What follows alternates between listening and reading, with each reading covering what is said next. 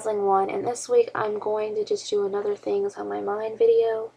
I do not have a whole lot to talk about, and I don't expect this to be very long, so the first thing I really want to talk about is the Mercury Retrograde. So, in case you didn't know, Mercury is retrograding right now. It started on Monday, May 18th, and it's going to go to until June 11th, and then the next retrograde, I believe, is between September 18th to October 3rd.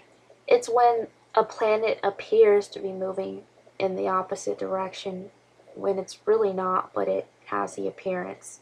And so there's a lot of superstition behind the Mercury retrograde. Since Mercury is supposed to be the planet that rules communication, many think it's going to affect electronic equipment, cause travel delays and cancellations, influence breakdowns in communication and translation, make it hard for people to finish sentences, pieces of information to go missing, arguments to arise out of nowhere, and the inability to form a coherent thought and decision. Of course, like I said, it's just mere superstition, but I do find it interesting. And the last one takes place, of course, during the blood moon, which just everything's happening in September this year. This is why people think that the rapture and this and that's going to happen in September and the economy is going to collapse. I don't know if any of that's really going to happen. I mean, no man knows the day or the hour. I hope it doesn't happen. I mean, it's my 21st birthday. I don't really want, everything in shambles then, but who knows what's going to happen. But on another side, I am pretty eager to just kind of get the show on the road, I'm not going to lie, but so the other thing, it leads me into Jade Helm. So people are continuing to talk about Jade Helm because it is a big deal. It starts in July and it goes till September. And of course, the Walmart's closed down for quote-unquote plumbing issues. Now, while they say that they really are closed because of plumbing issues, people really do not seem to buy their story. And of course, then there is also Operation or Project Maple Resolve going on in Canada through the 23rd, I believe. And the Target, I'm not sure how many closed down there as well. So once again, there seems to be more of these operations. And I've been hearing a lot of speculation as far as the logo goes for Jade Helm that says Master the Human Domain. Now it does sound kind of like a alien invasion movie of some sort. Are they just doing this to yank our chain and for people to just talk about this all day? Is it code for something else? Who knows? But it is interesting. And of course the logo has an X on it, which goes back into all the whole Saturn stuff as well, but it's just very fascinating, to say the least. Now some people point to the fact that whenever things like 9/11, the Boston bombing, Sandy Hook happened, that there was always a simulation going on simultaneously with it, and that maybe while we're having Operation Jade Helm in the Southwest, maybe somewhere else there's going to be something else happening. Not necessarily martial law or even anything militaristic, but maybe there's going to be a natural disaster, who knows? Maybe they're hinting at it with San Andreas. Maybe that's going to break. I mean, California is dry as a bone, and they're only running out of water. The fact that Colorado's river is being used to help 7 states is just beyond me. And of course, there's also the drought spreading to western Kansas. I mean, it's such an issue, we're talking about it in philosophy class. But it is a concern because they say within 5 years, California is going to be waterless, and converting seawater to drinking water is relatively expensive. And honestly, I think that it could be even sooner than 5 years. So there's that going on, and then people are constantly fracking and pumping water out of the ground and encountering oil in the ground, and it's setting things ablaze. And so yes, there does seem to be an impending famine as well. So what could happen, who really knows? But right now it's just mere speculation. I mean, I would keep an eye on it, and it's always good to prepare for the worst, but plan for the best. I mean, I'd love to have more years and time to grow and not go through some kind of tribulation period. But if it did happen, like I said, I'm not really worried about it as well. But I would prepare as far as water, canned goods, rice, beans, anything that you can have that will be food, water, anything that would help you in the long run. But of course, don't end your life and go hide down in the ground and it turns out that 20 years has gone by.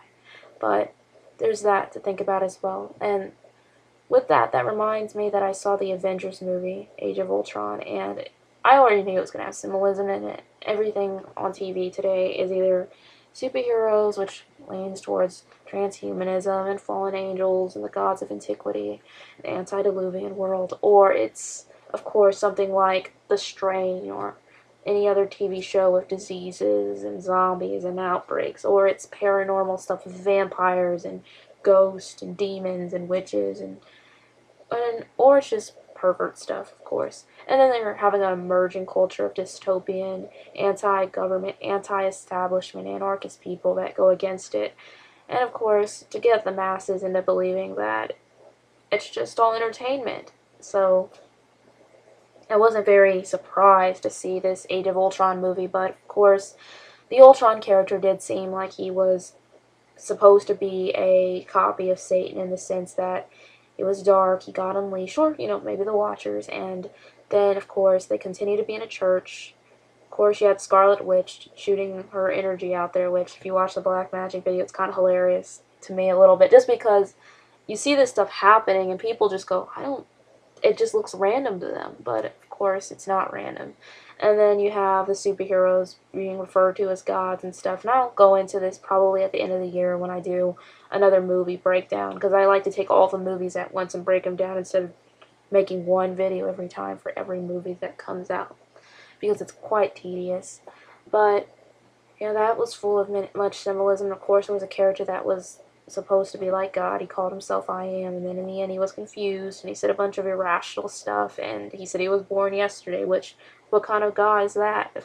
For, as you can see, they're poking fun, and just like people think Hollywood's going to make a good Christian film, when clearly everything centers around Gnosticism, it's not going to happen either. So last night was the season finale of The Flash, and of course, he is the Flash, so it can only be expected, and if you've read any of the comics, then you'll know that it deals into time travel, alternate dimensions, alternate realities, and so forth. And so the interesting thing on the Flash was he wanted to save his mother, since she died that night. And so, as he was preparing for the journey, they asked a series of questions throughout the show, like, would everything that has happened be undone? Would he remember? Who would he be? So forth. Cisco also was able to remember the alternate reality where he was attacked by Wells.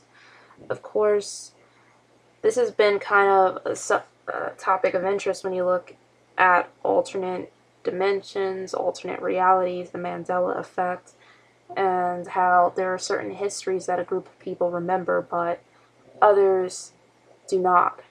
And it raises the question, did something like that actually happen? Was time changed, or do people just have a bad memory? And of course, this is also kind of where deja vu and other things kind of collide. Sort of like what I discussed in the CERN Portals and Fallen Angels video in terms of what is deja vu? How does time work? I'm not a physicist, I'm not a science major yet, even though I will be in the future, not in physics, but in biology, and I do plan on taking a physics class, but I've never taken it, so everything I learn is simply off my own research, but quantum physics alone is a very interesting topic to delve into, and Asbury was traveling to the past because he was moving so fast in the particle accelerator, and they released a hydrogen particle which he collided with, which allowed him to actually be in the past at that moment, creating a wormhole and a bridge. And this is why some people are concerned about CERN and the activities going on there. Some people get upset and say that it's mere gossip and it's people exaggerating and it's the equivalent of Y2K, but in reality this is a concern, and if we're wrong, then I'm glad we're wrong, and no one's making any, at least I'm not making any definitive predictions. But when Barry's traveling, he sees everything, the future, the past, the present, all happening simultaneously, and of course he can pick, and he goes into the past where his mother was, but he makes the decision not to save her. I'm sorry if I'm spoiling the season finale. I guess I should put a spoilers alert on this video in terms of the Flash, but once he returns, because he realizes it's better for things to be that way, Eddie's character, he shoots himself so that Wells can't be born, because he's trying to get back to the future, but of course in shooting himself it creates a singularity or a black hole, which begins to destroy the entire Earth. And the Flash, being the hero he does, has to stop it, and that's where the season finale ends. So, of course, as you can see, they explore a lot of interesting topics that are subject of science fiction conspiracy, but I did think it was interesting to bring up the Flash because maybe CERN could potentially create a wormhole or a black hole. Many think it'd be too small to have any real effect, but I just thought it'd be an interesting subject to discuss. It was on my mind for sure. So, the other interesting thing that I wanted to briefly discuss is names. I talked about this last week in the Black Magic video, but how names, they say a lot about someone, where they're from, their culture, maybe you're named after a family member or someone famous or some kind of spirit, personality, and names, they mean a lot. Some people name their kids off the way they look or what they want them to become. In the Bible, every name that each person had was significant, especially in the beginning. My first name happens to be Hebrew. Not that my mom was trying to do that, which I do love my first name because it's rare and all. And I was named after my dad, who's named Daniel, so she named me Daniela. So, but it's interesting because it means God is my judge. So, what I found with my name being God is my judge is that I do get attacked in that area. What I mean by that is there have been stories of people, their name might mean a heart, and they get attacked in their heart, like they have heart problems, or my mom's name means love or honey, so she gets attacked in the way she is loved, and different things that our names mean Satan can go after and attack us. My middle name means light, so I constantly get attacked. You know, clearly you guys see the polarity and the duality going on. In the last video I did, people were saying that they heard a strange voice in the video. I don't know what that is still. I thought, like I said, it was my dog behind me, but he wasn't there anymore, so I don't know what it was. I'm not going to sweat it. I can pray about it. I already know that Satan's defeated. I don't need to worry about that, but the point is, with a name meaning, I just wanted to bring this up because it's important. My name means God is my judge, and I'm constantly dealing with judging and criticism from other people. And I'm not just talking about here on YouTube, but even outside of YouTube when I'm just doing my everyday thing. People are just constantly throwing those judgmental rocks for someone else. So what your name means, it really can affect the way your struggle, the way your battle is. And I just thought that's an interesting outlook. And of course, in Proverbs 22:1, it says, "A good name is more desirable than great riches. To be esteemed is better than silver or gold." And this is why when you name a child, to me, it's very important. Like if I ever had a kid one day, which I'm not sure if I want to have kids in this world, but if I had a kid one day, I would probably name them something that I'd want them to reflect. I mean, I want it to sound nice, but I want it to be something I'd want it to reflect on. So it's just interesting, the name thing, and some cultures actually wait an entire week to name their child because of superstition, or it's so important. Some cultures give them a new name at a certain age, and it's just fascinating how names around the world are perceived. I feel like, at least here in America, we just name kids things that sound pretty, or sometimes we name people after people we know. Like me, I'm named after my father and my mother. My father's named after his first name, and my mother's middle name. So I don't know, but it's just a very interesting thing to take into account. And that is pretty much it. I don't really have a whole lot else I can think that's on my mind. Like I said, it would be a pretty short video for what I usually do. I think my last couple of videos have been like 30 or 40 minutes long. So that is all for this week, and I hope you guys all have a wonderful week, and I'll talk to you next week. Take care, and Yahweh bless you.